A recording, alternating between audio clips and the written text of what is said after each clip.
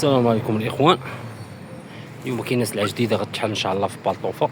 كاين هاد السلعه هادي راه سلعه مليحه، وان شاء الله غادي تحل السلعه مورا العصر ديال بالطوفه، فيها الصغير وفيها الكبير ان شاء الله. بالنسبه للناس اللي كانوا يسولونا، وكاينه حتى السبرديله ان شاء الله، راه كاينه السبرديله صغير وكبير. مرحبا الاخوان، كاين عيالات كاين بنات. بالنسبه للناس اللي كانوا يسولوني على الصغير، الروماج ديال الرينه ديال الصغار، يعني التربيه فيها من 3 شهور حتى ل8 سنين. جاكيط فيها قبيات فيها سريولات. المهم راه هي غادي تكون ان شاء الله من وراء العصر، الربعة الخمسة ان شاء الله راه غتكون هاد السلعة.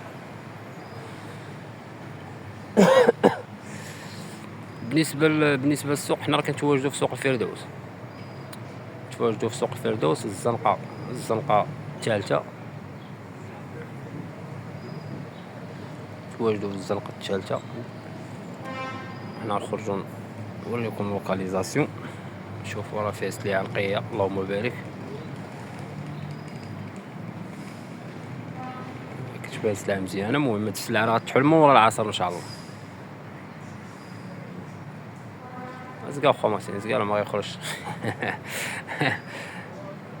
المهم هاد السلعة تكون ديسپونيبل مورا العصر ان شاء الله.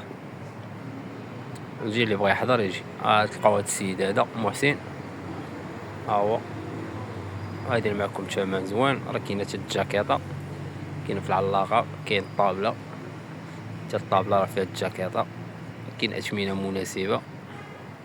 بالنسبه للوكاليزاسيون، راه حنا كنتواجدوا في سوق الفردوس. كاين السيد هذا في الشوكه مول البيجامه، هو عبد السلام مرحبا بكم. حتى هو عنده سلعه مليحه. هاد الدخله هي هادي، ها الاخ نور الدين اللي كنصوروا معاه الملابس ديال الرجال، ها الزنقه هي هادي. مرحبا الاخوان.